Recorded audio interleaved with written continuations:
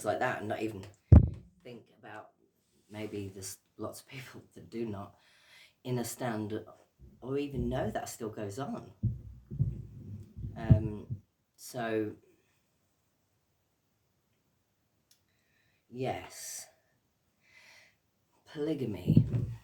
So Joseph Smith founded the Mormon Church, and he said that he got revelation that he was meant to marry someone else. So so that was polygamy was introduced into the Mormon Church, which comes from the Islamic world. So yes, so polygamy is still a doctrine of the Church of Jesus Christ of Latter-day Saints. It is still a doctrine that they believe in. And there is many sects that are not part of the modern organization that is the Church of Jesus Christ of Latter-day Saints. There's lots of offcuts, like there is in every religion. And there is still polygamy being lived today in many states in America and in many places, obviously, in the world. Probably here. And so that ideology. And also Joseph Smith we read scriptures that he'd wrote, and he said that if Emma, his wife, did not basically conform or agree to polygamy, because he said that came directly from God, that she would die, she would be destroyed. So the true history of the women that were in prison, when I say prison, in a spiritual prison and in a physical prison in Utah, because lots of women couldn't get out of Utah at one point in history. They surrounded Utah with Mormon kind of military, not military, the good military, but criminals that were willing to protect their so-called prophet and their doctrines and ideas. And there were many women that tried to leave, and they weren't allowed out or killed. A lot of husbands were killed so other men could marry their wives, marry the dead man's wives, and that's what they call us dead. Again, that's bullshit. We're never dead. We're always alive. We've always been alive. We're creation. We're sound, frequency, and vibration. We have always existed. It's just that we manifested out all of this. All of us, all of our souls manifested this. So, anyway, yeah. So, yeah, awful. Lots of women went through terrible, terrible, terrible suffering. And the husbands. Because when a man is not the true lion king that he's meant to be, well then women, that's where feminism has come from. That's where it came from. Because women fought back, they lashed back. They'd suffered and they'd suffered and they'd suffered. Their husbands can see them suffering, but they still carry on living doctrines that are not of our soul. We have, when we are unified with our soulmate, we are one soul. When we come into earth, we come as two bodies with a spirit and a soul. Connecting to the soul is pure bliss and pure love. Connecting to the spirit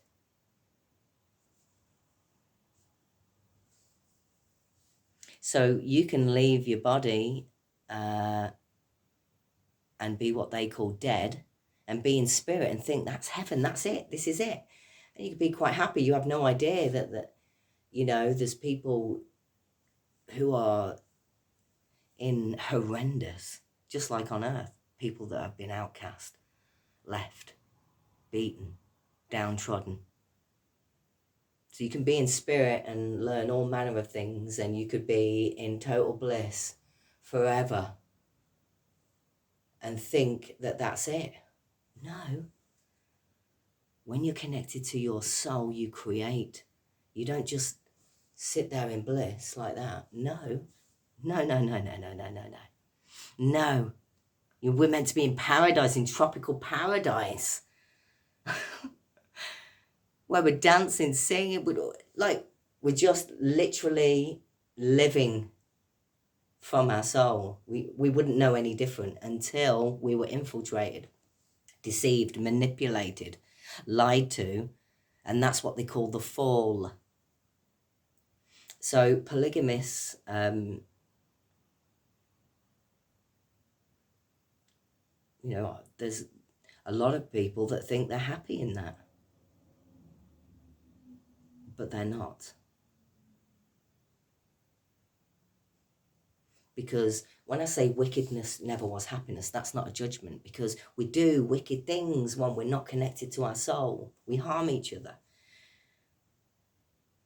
And so polygamy, the frequency, the vibration, the sound of polygamy is wicked.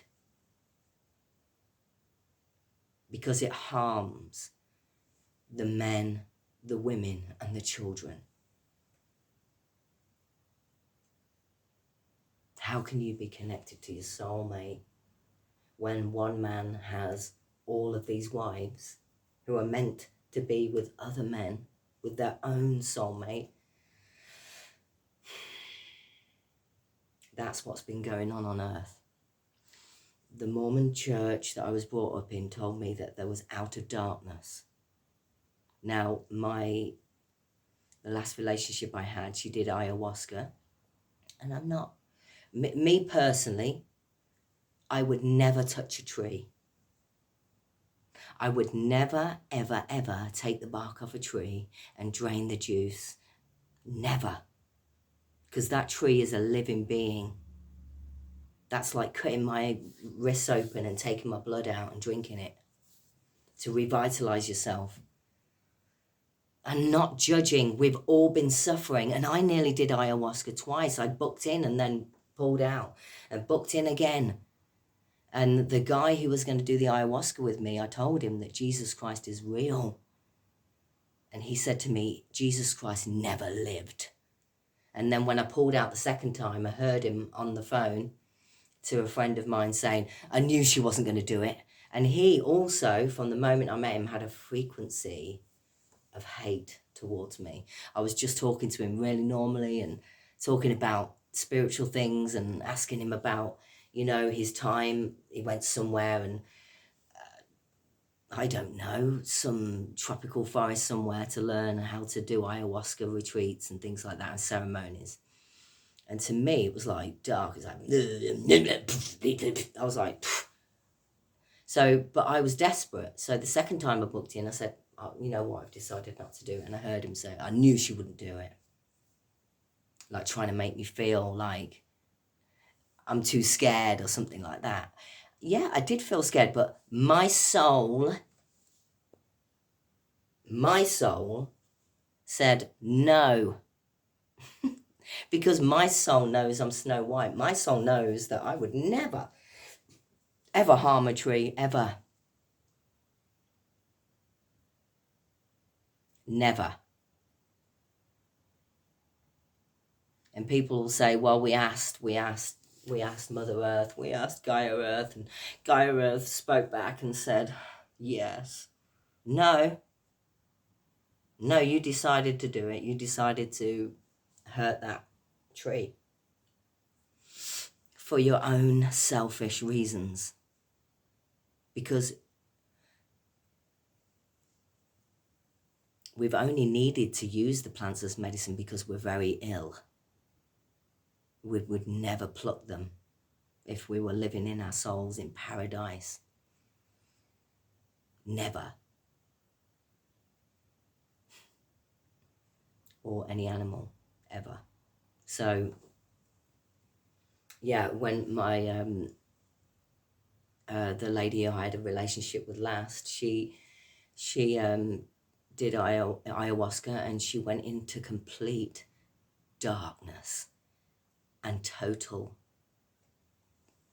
depravity. And she was falling and screaming my name, Ruth, Ruth.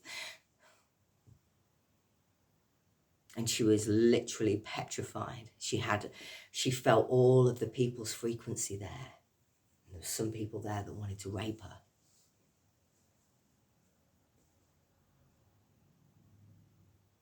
No, I'm not saying that might be the catalyst to her waking up. I don't know. I have no idea.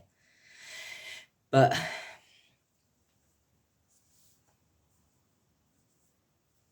yeah. So polygamy.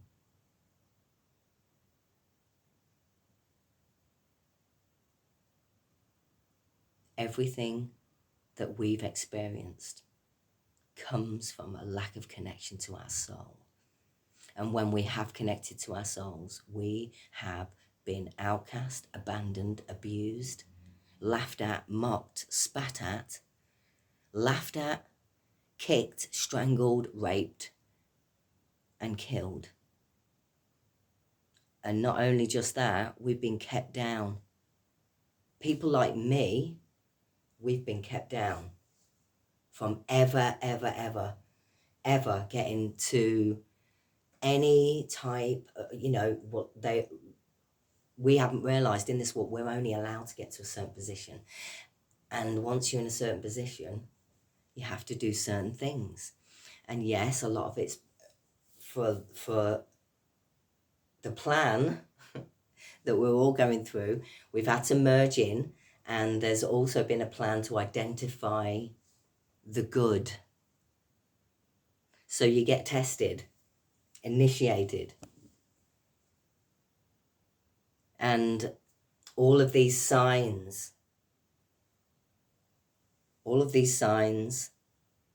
they're all used to, in the elites, to know who is good and who wants to do harm to others. And the ones that have wanted to do harm got high up for a long time, until we came, and the plan was to merge in. And you know what? I did all these signs before I even knew they existed. This is Ruth. This is Snow White. This is the things that I do when I'm feeling like this. This is what I do. I've done it all. And then when the signs started coming, I was like, oh my gosh, I do those signs, and I felt a bit scared. But they've come from me. Well, they've come from my reaction to how I feel about things. Is just my natural reaction. I do these things. This is what I do. This is how, when I'm resting, I rest with my, with my hands like that. And then if I'm talking, I will naturally do that. And when I was younger, I did little shows like that. Did little kind of like, all little shows for my sisters. The rabbit, the shadow. This is what I do. Because we were in a scary home. And I wanted my sisters to feel safe. At Christmas, I used to get the blanket, make a big tent, and I'd sing Christmas songs to them. My brothers, I'd massage them all the time. Really tender, then, make them feel good, and then really, really strong to get out all of the tension, because I'm a natural healer. I've done Reiki. I've studied Reiki. I've got my Reiki certificates. I studied sports therapy. I went and lived in Utah and did a Associate of Science degree at LDS Business College. And then I went to the University of Utah for a little while, and I was very ill. I was working like sometimes 40 hours a week and then having to go to university as well. And I got very ill and I couldn't sustain it. And I got behind on my uncle. I had to call my uncle and ask him if he could pay for my tuition. And I went to see the university president, and they told me I would have to go home to England because I said I'm really feeling not very well. I don't have any money. And they said, well, there's nothing we can do. You're going to have to go home. So there you go. I will live in America.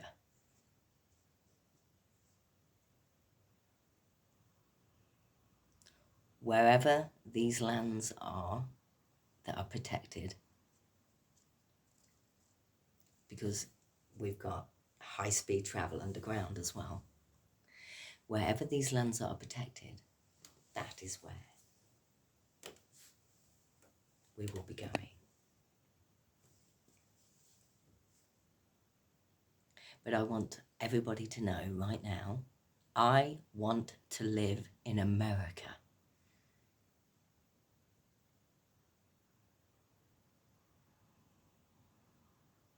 So, yes, we'll finish off with the polygamist still. Like I said before, anybody who harms anyone who identifies as who's been outcast, you know, I don't like saying these labels, but LGBTQ and all that, you know, the good people that they're not trying to do harm to them. I mean, obviously, if someone wants to do harm and they love doing harm, they have to be stopped and they have to be managed and policed. I mean, the hammer's coming down, the law and safety and security in this, you know, where we are now.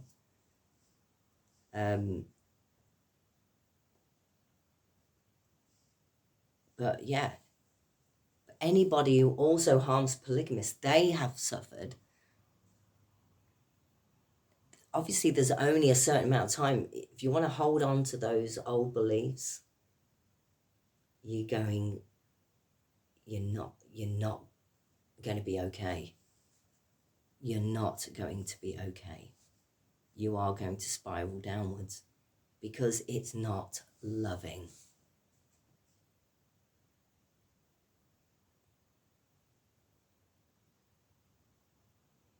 And remember, our soul is pure bliss.